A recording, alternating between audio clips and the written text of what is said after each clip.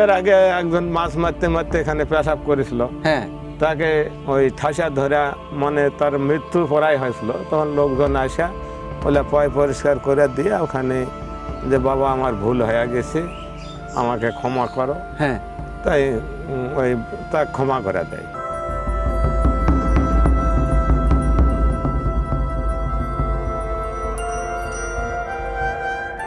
এখানে কিন্তু দুধ, তেল, জল, ফুল এইগুলো দিয়ে কিন্তু তাকে পূজা অর্চনা করা হয়। যদি বিপদত পড়ে হ্যাঁ। যে ভূতা ঠাকুর আমাকে তুই রক্ষা কর, হ্যাঁ, তো আপনার ওই বাতাস ঘূর্ণিঝড় হয় আপনার ভেতর প্রবেশ করে আপনার দ্বিগুণ শক্তি বাইরে দেবে।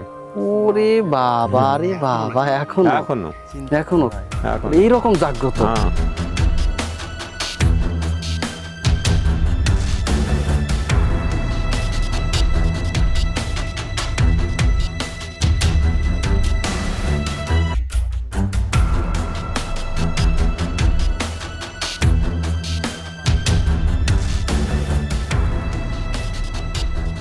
ভিউয়ার্স, আজকে আমি যে জায়গায় আসছি, আমার জীবনের সবচেয়ে জাগ্রত যে মন্দির, সেই মন্দির বা মণ্ডপে কিন্তু আমি আসছি। বলতেছি যে এখানে এই মা বা এখানে যে ভূতাতলা রয়েছে, এনারা এতই জাগ্রত যে এখানে কেউ কোনো ক্ষতি করতে পারে না। এখানে যারা অনিষ্ট করতে আসছে তারা কিন্তু এখান থেকে জীবন নিয়ে কিন্তু ফিরে যেতে পারেনি। আবার অনেকে এটাও বলতেছে যে এখানকার যে ভূতাতলা রয়েছে সন্ন্যাস বাবা এবং মাতা কালী, এনারা আবার এতই দয়াময়ী, তারা কিন্তু আবার তাদের নিজের সন্তান মনে করে আপনাদেরকে কিন্তু ক্ষমা করে দিবে। এখানে বলতেছে ক্ষমা চাইতে গেলে বা এখানে মানত করতে গেলে কোনো প্রসাদের প্রয়োজন হয় না।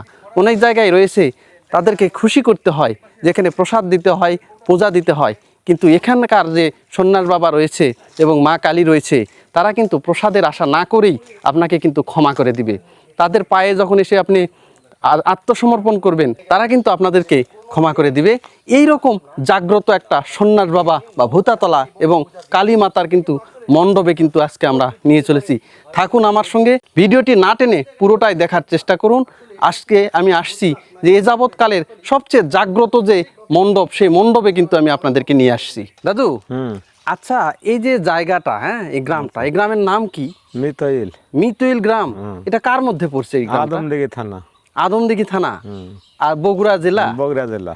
আচ্ছা, এই যে আমরা চারপাশে ঘেরা যে জায়গাটা দেখতেছি, হ্যাঁ, একবারে দেখা যাচ্ছে মাঠের মাঝখানে ঘন ঝোপঝাড় জঙ্গলে ভরা, এবং চারপাশে দেখতেছি কয়েকটা মানে প্রতিমা রয়েছে এখানে। তো এই জায়গাটা কি জায়গা দাদু?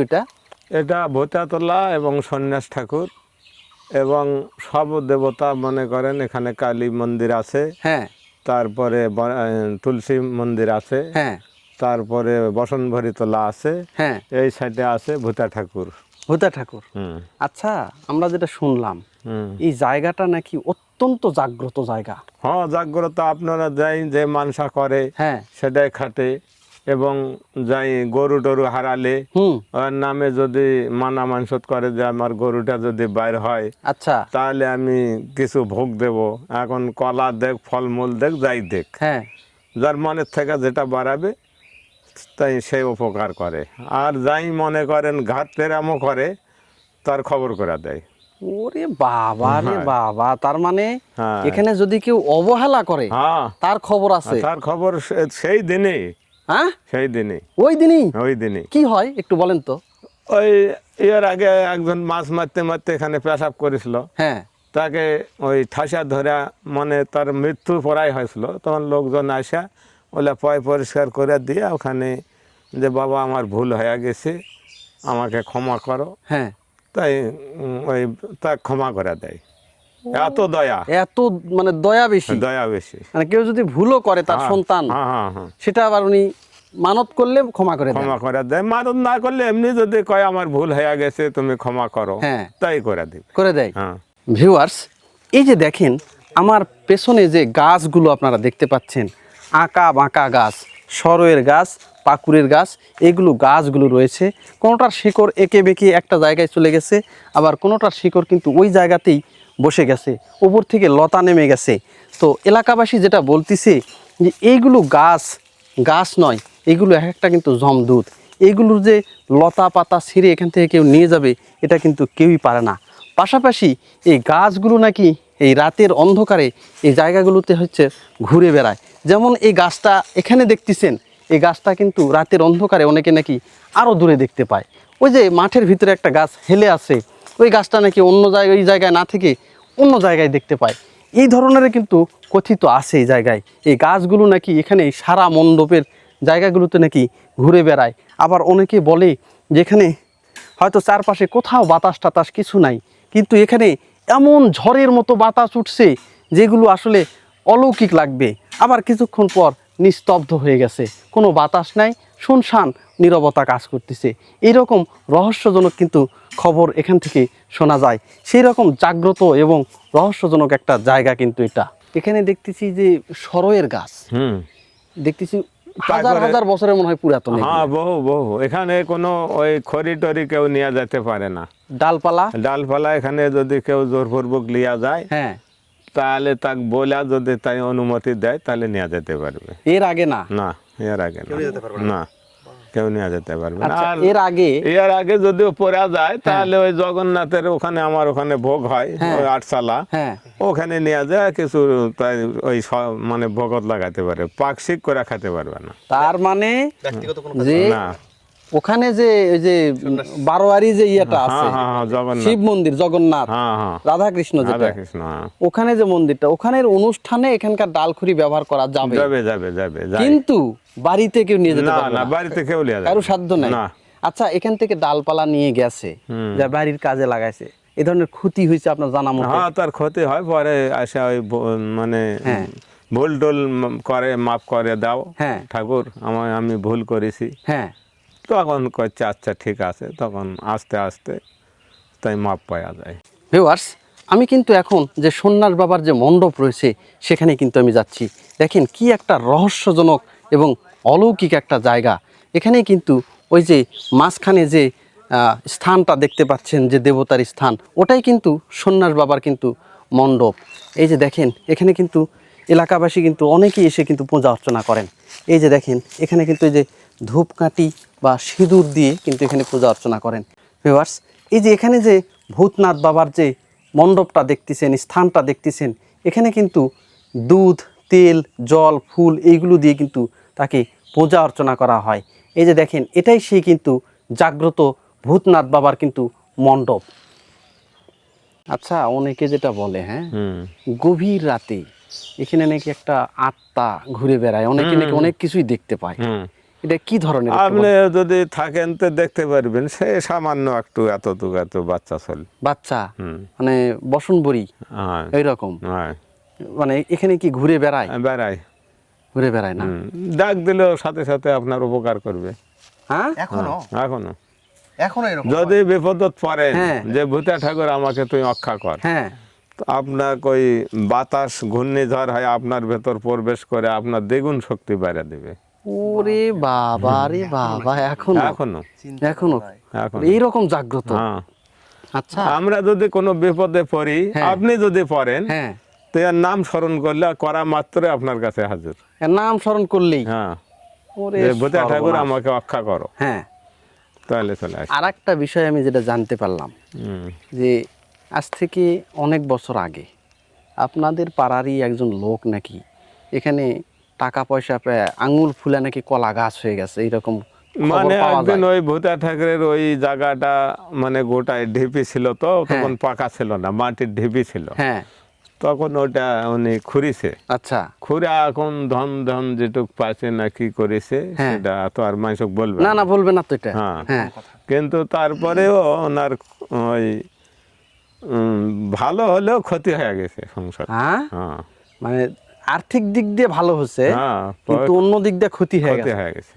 তার মানে এই ধন নেওয়ার পরে গোপনও করা যাবে না, না, মানে গোপন করছে। গোপন করেছে, পরে হয়তো এসে বোঝাও দিছে। হ্যাঁ, এইরকম হয়ে গেছে। ফেরত দিয়ে গেছে। হ্যাঁ, মনে হয়। ওরে বাবা, এই যে পুকুরটা দেখতেছি, হুম, এখানে কোনো কাহিনী আছে? না, এ পুকুর হলো, এটা হলো মনে করেন এটা সাধারণ জনগণের। জনগণেরই? হ্যাঁ, আচ্ছা, এখানে কোনো কাহিনী নাই, কিন্তু এ নিয়ে এই আশপাশেই থাকে আর কি এখানে। আচ্ছা দাদু, ওই যে ওটা শিব শিবলিঙ্গ না? হুম। একটু যাবেন ওইদিকে, আমার তো ভয় করতেছে। না, কোনো ভয় নাই, একটু চলেন দেখি, একটু দেখান তো। এই যে এখানে কোনো ভয় নাই। দাদুকে নিয়ে আমরা এই যে শিবলিঙ্গ যেখানে রয়েছে সেই জায়গায় যাচ্ছি। আর কি একটা ভয়ঙ্কর জায়গা দেখেন। এই যে যে দেখেন যে এখানে কিন্তু এই যে স্থান, কিন্তু এটা শিবের কিন্তু স্থান। তো আমরা একটু ভক্তির শ্রদ্ধা হয়ে নিচ্ছি। আর এই যে দেখেন এখানে কিন্তু এই যে সিঁদুর কিন্তু দেওয়া হয়েছে এই জায়গাগুলোতে। এই যে একটা গাছের গোড়া রয়েছে এখানে, এখানে কিন্তু সিঁদুর দেওয়া হচ্ছে। আর এই যে যে এটা হচ্ছে বাবা শিবনাথের কিন্তু ভূতা ঠাকুর, বাবা ভূতা ঠাকুর, বাবা ভূতা ঠাকুরের কিন্তু স্থান এটা। এখানে থাকে। এই যে দেখেন একদম ভূতা ঠাকুরের যে স্থান সেটা।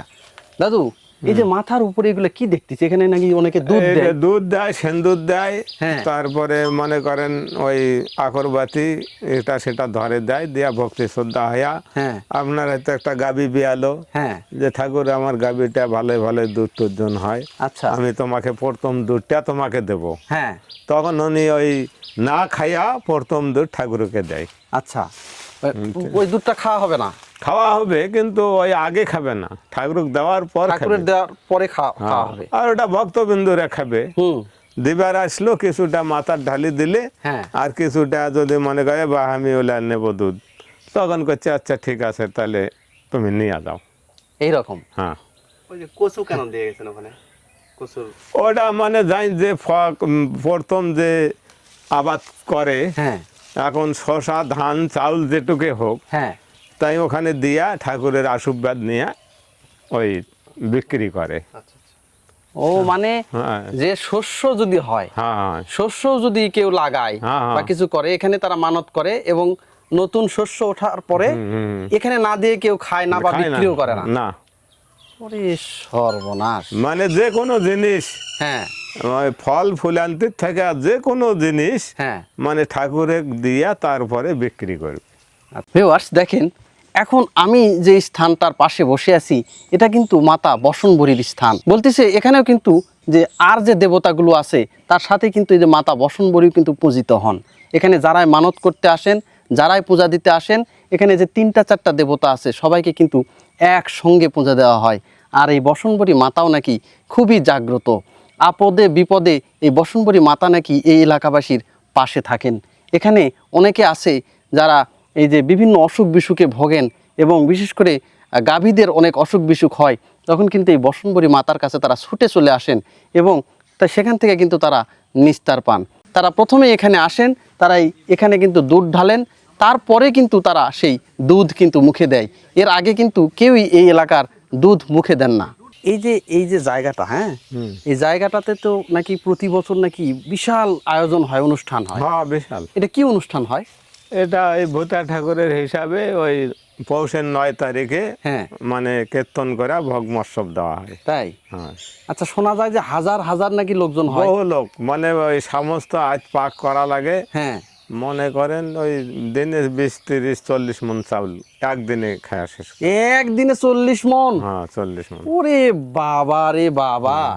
এই যে এত যে আয়োজন, হ্যাঁ, এত টাকা পয়সা আপনারা কোথায় পান? এটা আমরা গ্রামের লোক দেয়, অন্য অন্য গ্রামের ভক্তবিন্দুরাও টাকা পয়সা দেয়। ও, তার মানে অন্যান্য জায়গায় অনেকে দানও করে? দানও করে এইরকম? হ্যাঁ, বহু টাকা দান হয়। এটা ম্যানেজমেন্ট করেন কিভাবে এতগুলা লোকজন এক রাতে? এখন গোটা গ্রামের লোক মাঠের লাগা। মধ্যে কি খেতে দেন? হ্যাঁ, যে এই জমি, ওই জমি তো ওই পর্যন্ত একবারে। হ্যাঁ, ঢালা। হ্যাঁ। এটা কি খিচুড়ি প্রসাদ হয় না? খিচুড়ি প্রসাদ। আচ্ছা আচ্ছা, এটা তো গেল ভূতাতলার ইয়ে। এখানে নাকি কালী মাতারও একটা মণ্ডপ আছে। আছে ওই সাইডে আছে। চলেন দেখি কালী মাতার মণ্ডপে একটু আচ্ছা। চলেন। এই যে দেখেন এখানে কিন্তু মা কালীর একটা বিগ্রহ কিন্তু এখানে রাখা হয়েছে। আর যে গাছটা দেখতে পাচ্ছেন, এই গাছটা একটা কি দাদু, এটা সরই গাছ না? না, পাকর। পাকুর গাছ। এই যে দেখেন প্রকাণ্ড একটা পাকুর গাছ, সেই গাছের নিচেই কিন্তু এই যে দেখেন মা কালীর কিন্তু একটা বিগ্রহ রাখা হয়েছে।